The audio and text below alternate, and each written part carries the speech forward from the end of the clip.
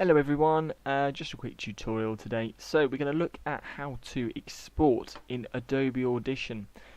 This is the latest version, or near enough the latest version, so it will probably be the same for quite a lot of the recent ones. So here we go.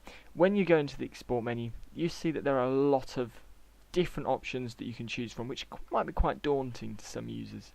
So what you want to do is you want to head over to multi-track mixdown, and you've got two options here available to you. You might have a third, but at the moment I've got two from what I've been doing today. You then get the option of the entire session or selected clip.